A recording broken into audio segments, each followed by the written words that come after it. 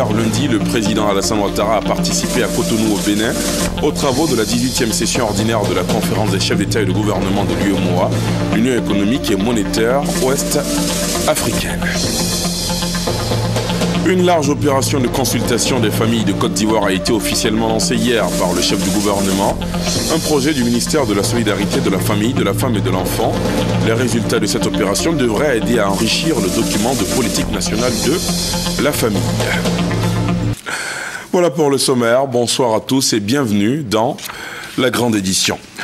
Le président Alassane Ouattara est en visite au Maroc. Il est arrivé ce mardi à Marrakech pour une visite officielle de 2 jours dans le pays. Et à la faveur de cette visite, le président de la République aura l'occasion de participer à la signature de plusieurs accords qui vont renforcer la coopération entre les deux pays. Le regard de notre envoyé spécial au Maroc avant cette visite d'État, Jérôme Kofi Abolé. Mardi 20 janvier 2015 va s'ouvrir une nouvelle page de l'histoire entre la Côte d'Ivoire et le Maroc. Cela avec le début de la visite officielle du président de la République Alassane Ouattara à Marrakech. Elle est la première du genre au Maroc depuis que le président Alassane Ouattara préside aux destinées de la Côte d'Ivoire en tant que chef de l'État. Une visite tant attendue, elle se présente comme la réponse à celle que le roi du Maroc Mohamed VI a effectuée en Côte d'Ivoire en 2014 et qui a permis aux deux pays de signer plusieurs accords, tant sur le plan social, politique qu'économique. La preuve est bien là. Le président de la République, Alassane Ouattara, vient au Maroc à l'occasion de cette visite officielle en compagnie d'une kyrielle de patrons d'entreprise. Avec eux, il sera notamment question de concrétiser de nombreux accords, surtout économiques. Ces visites entre le roi Mohamed VI et le président Alassane Ouattara, bien qu'elles visent au renforcement des relations bilatérales, constituent un exemple de coopération sud-sud. Avant le Maroc, hier lundi, le président Alassane Ouattara a participé à Cotonou au Bénin aux travaux de la 18e session ordinaire de la conférence des chefs d'État et de gouvernement de l'UEMOA, l'Union économique et monétaire ouest-africaine.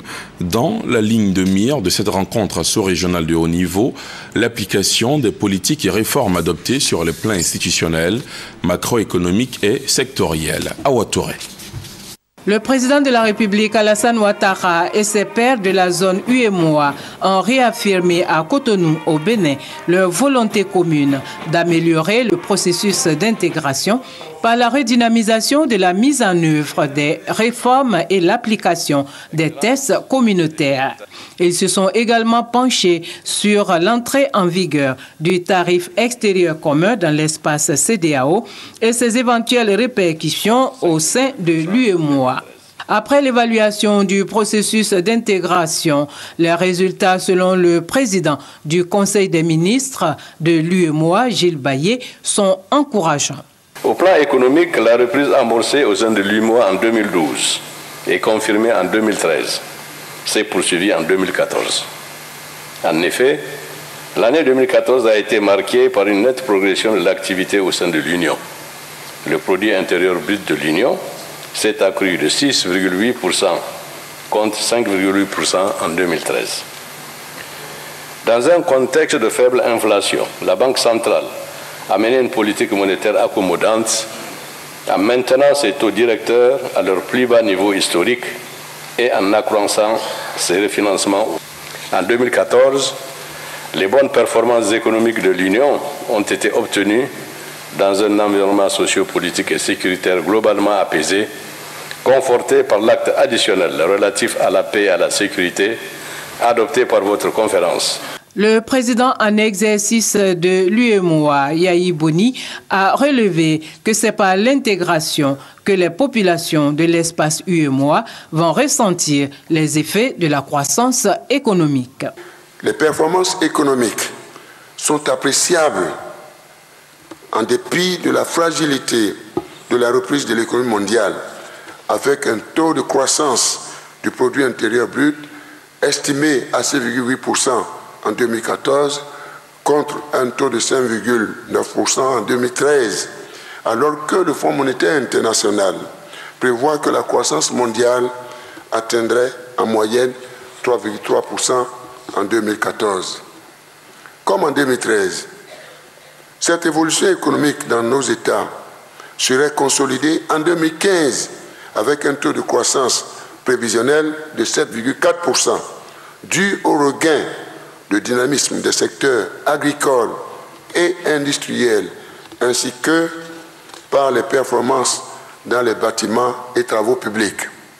Je demeure convaincu que la mise en œuvre effective des recommandations de la revue permettra d'accélérer la dynamique du développement durable dans notre Union pour le mieux-être de nos braves populations.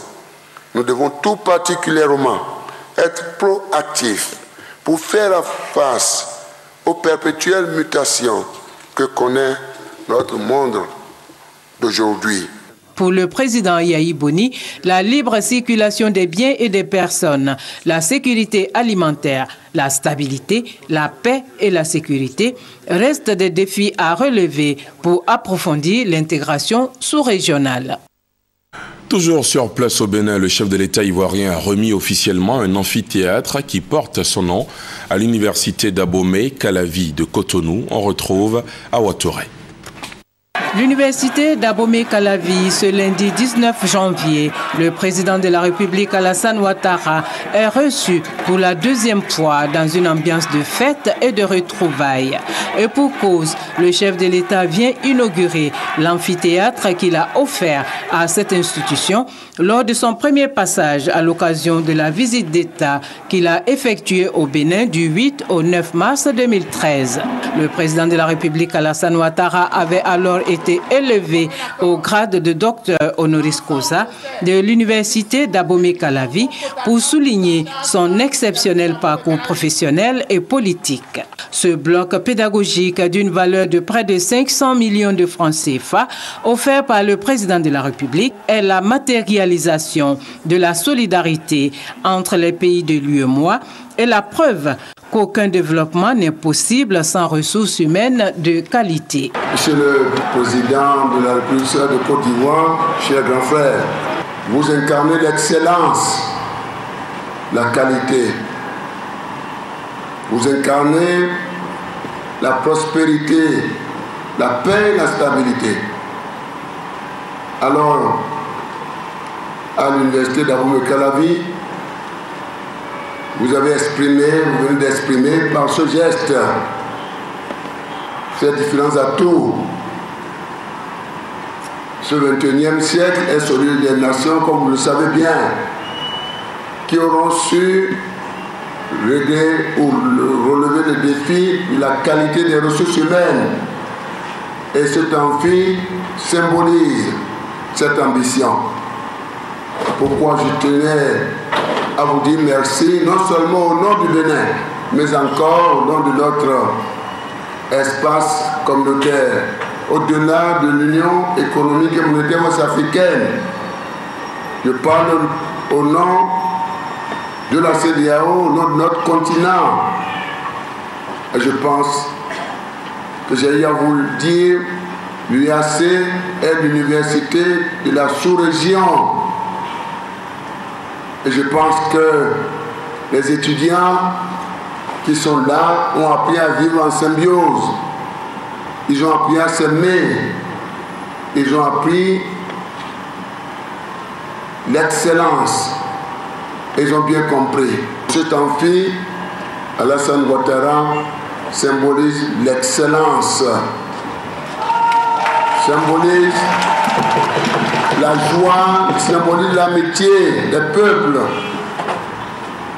symbolise l'intégration économique, symbolise la paix, symbolise la stabilité de nos États, la sécurité et symbolise la prospérité que nous appelons de tous nos voeux.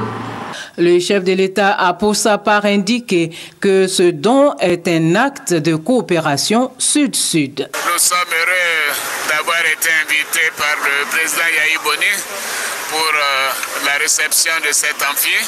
Et donc le gouvernement ivoirien et moi-même et le peuple de Côte d'Ivoire sommes très liés au peuple béninois et je suis heureux que nous ayons eu cette opportunité. voilà, bonne année à tous et bon usage à cet amphi. L'amphithéâtre Alassane Ouattara est un édifice R+2 pouvant accueillir plus de 800 personnes. Une rue de l'université d'Abomey-Calavi a aussi été baptisée du nom du président de la République, Alassane Ouattara.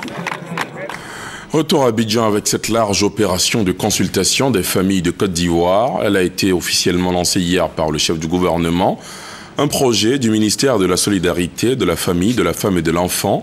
Les résultats de cette opération devraient aider à enrichir le document de politique nationale de la famille. Hugues Blais. La mission assignée à la Commission nationale de la famille est d'accompagner le gouvernement dans la protection, la promotion et la valorisation des familles ivoiriennes. La remise de ce kit par le Premier ministre Danaka Blanc-Duncan à la première responsable de cette commission donne le top départ de la large consultation à la base des familles de Côte d'Ivoire. Les données recueillies vont permettre de renforcer le document de politique nationale de la famille élaboré pour la commission par son ministère de tutelle. Le gouvernement a donc besoin d'avoir l'avis des familles. Le gouvernement a besoin de savoir ce que pensent les familles, de ce qu'elles souhaitent, de ce qu'elles attendent. Cela permettra donc d'orienter les décisions du gouvernement et de faire en sorte que ces décisions du gouvernement soient bien vécues, soient bien perçues, bien acceptées et partagées par les populations elles-mêmes. Dans le document final qui sera transmis au gouvernement seront les préoccupations des familles de Côte d'Ivoire. Mais pour que cela soit effectif, il faudra une forte mobilisation autour des différentes équipes déployées sur le terrain. Famille de Côte d'Ivoire, le président de la République, son Excellence M. Alassane Ouattara, a entendu vos préoccupations. C'est pourquoi la Commission nationale de la famille a été mise en place. Il s'agit d'un organe à votre disposition et à votre écoute. Il vous revient de vous l'approprier en participant effectivement aux débats qui seront organisés, en y apportant vos contributions constructives. Les consultations qui ont démarré depuis ce lundi vont se dérouler dans 11 villes chefs-lieux de région et 8 communes du district d'Abidjan. Elles s'achèvent le 8 février prochain. Pour 2015, le ministère de la Poste et des Technologies de l'Information et de la Communication va travailler à l'application effective du schéma de consolidation du secteur de la téléphonie mobile établi au cours de l'année 2014. Une démarche qui, à terme, devrait réduire à 4 le nombre d'opérateurs de téléphonie mobile sur 5 opérateurs en service actuellement. Annonce faite hier par le ministre Bruno Nabagné-Koné qui met notamment en cause le non-respect par certains opérateurs privés de leur cahier de charges et même des textes de loi régissant le secteur des télécommunications. Les précisions de Mahamadou Traoré commentées par Noël Niagno. Avec un taux de pénétration avoisinant les 85% chaque trimestre et plus de 21 millions d'abonnés, on peut le dire, le marché de la téléphonie mobile se porte bien en Côte d'Ivoire. Cependant, de nombreuses irrégularités provenant des opérateurs entravent un meilleur dynamisme de ce secteur. Comment on peut accepter que certains s'acquittent régulièrement des contreparties de leur licence et que d'autres ne le fassent pas? Comment accepter que certains encaissent l'Interco, puisque c'est celui qui émet l'appel qui encaisse l'Interco et ne le reverse pas aux autres opérateurs? Comment accepter que certains opérateurs soient à peine à 10-20% de leurs engagements au titre de leur cahier de charges? En acceptant tout cela, nous ne sommes plus sur un marché égalitaire. Afin de mettre tous les opérateurs sur le même pied d'égalité, un schéma de consolidation du secteur établi en 2014 va être appliqué dans les semaines à venir. Et tous les opérateurs réfractaires sont prévenus. Il faut savoir que dans notre pays, malheureusement, 4 opérateurs qui concentrent 50% du spectre ne couvrent que 5% du marché. Ça pose un problème technique réel auquel nous avons le devoir d'apporter une réponse claire et franche. Donc notre recommandation elle a déjà été faite à tous. Si un accord n'est pas trouvé dans les prochains jours, dans les prochaines semaines, entre les opérateurs, nous appliquerons. Pas plus tard qu'en 2014, la RTCI, Autorité de régulation des télécommunications en Côte d'Ivoire, avait infligé des sanctions pécuniaires aux opérateurs mobiles d'un montant de 2,9 milliards de francs CFA pour défaut lié à la qualité du service. Montant revu à la baisse en octobre 2014 à hauteur de 1,2 milliard. Voilà qui donne du crédit à cette mise en garde du ministère de la Poste et des TIC. Le gouvernement ivoirien ambitionne de créer une université numérique, un projet qui sera accompagné par l'Agence universitaire de la francophonie. Pour préparer le terrain, une délégation de l'Agence universitaire de la francophonie est en mission à Abidjan. Elle a rencontré ce matin le ministre de l'Enseignement supérieur et de la Recherche scientifique, le point de Grace Kando. Bientôt, la création d'une université numérique en Côte d'Ivoire. L'ambition est clairement affichée par le gouvernement ivoirien.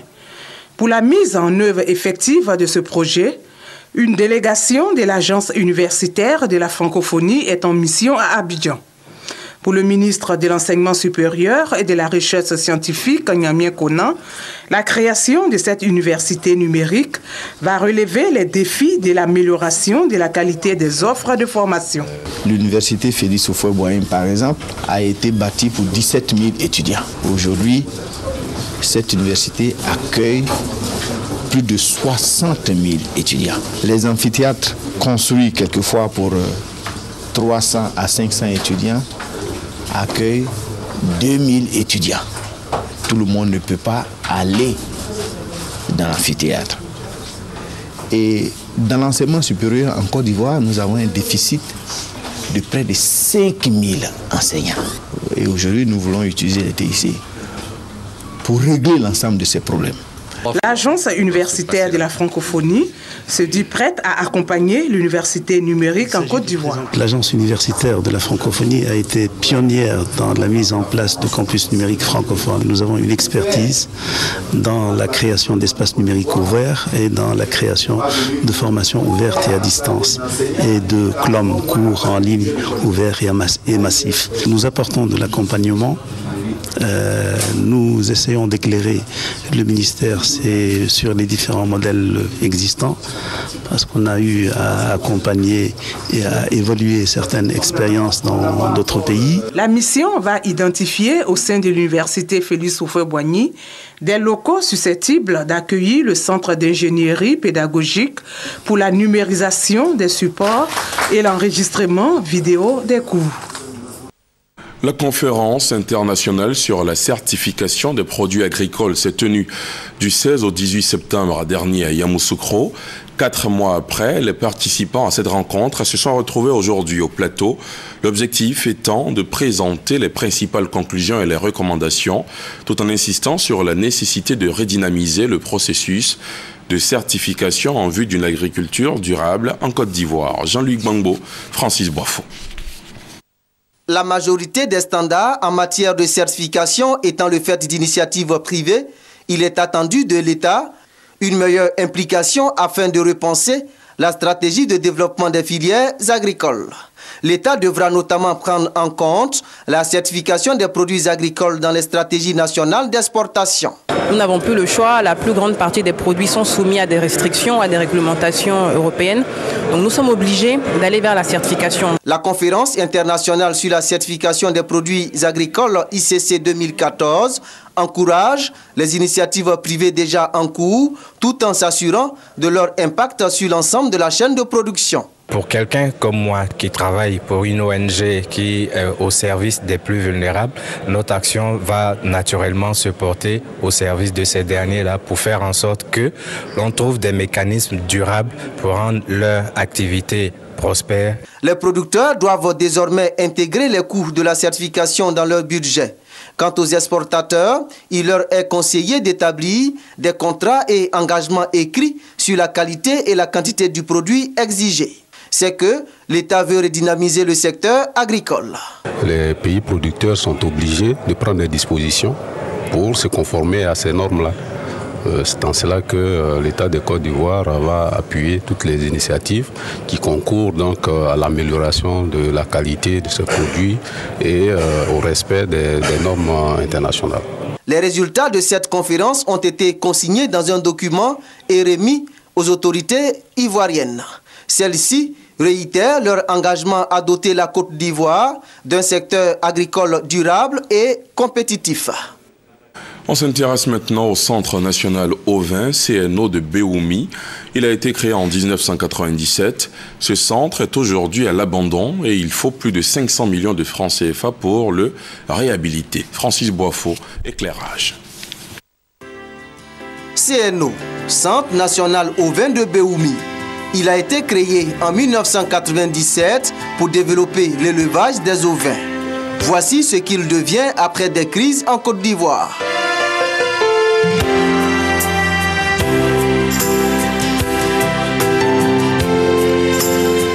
Ce qui faisait autrefois la fierté nationale et servait de production géniteur améliorée, possession aux éleveurs, d'expérimentation des systèmes d'élevage d'ovins et caprins n'existe plus que de nom. On l'avait nommé ce centre l'université de l'élevage en Afrique de l'Ouest.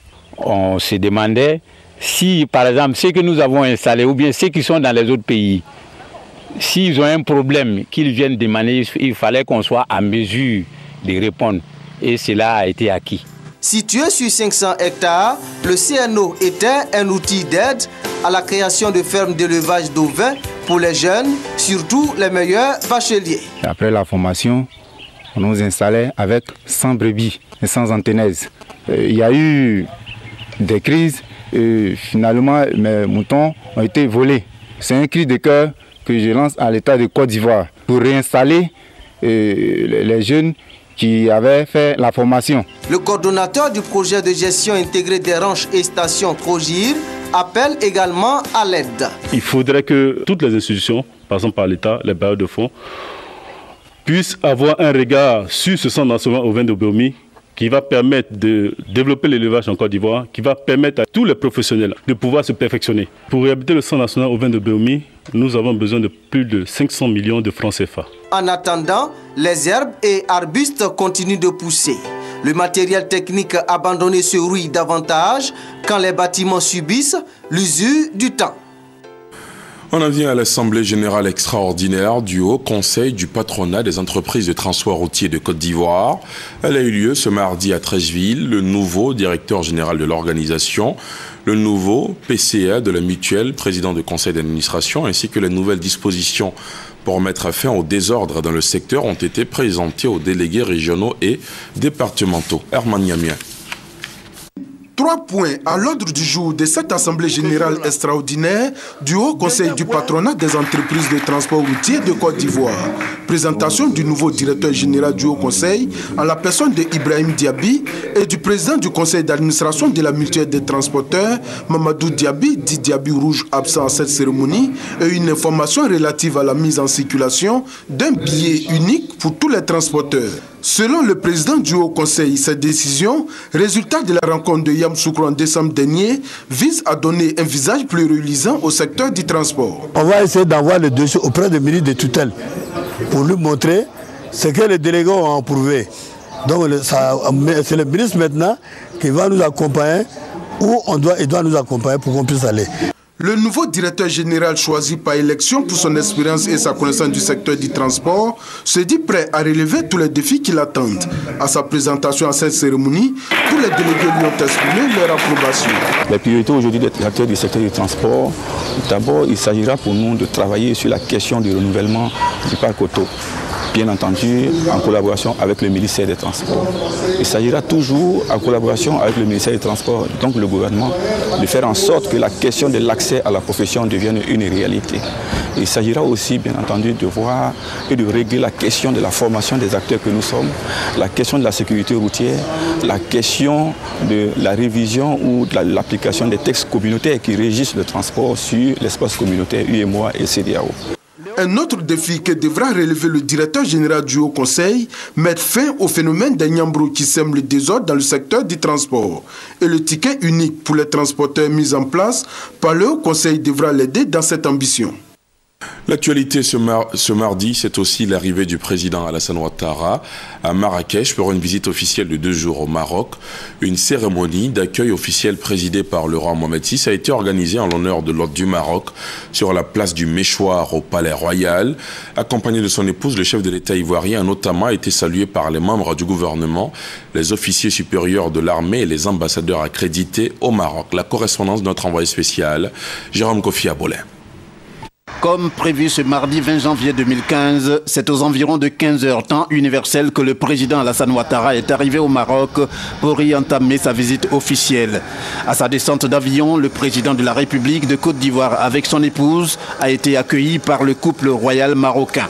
Après une courte pause au nouveau salon royal de l'aéroport international Marrakech-Ménara, où le président Alassane Ouattara est la première personnalité à y avoir accès, le chef de l'État a salué les membres de la communauté ivoirienne avant de se rendre au palais royal de Marrakech.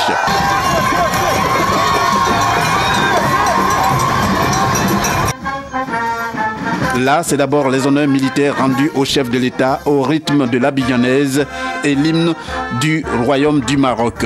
Accompagné de son épouse et la famille royale, le président Alassane Ouattara va ensuite saluer toutes les personnalités présentes sur l'esplanade du Palais Royal, notamment le corps diplomatique africain près le Royaume du Maroc, avant d'être reçu avec toute sa délégation dans la salle préparée pour la signature d'accords bilatéraux institutionnels.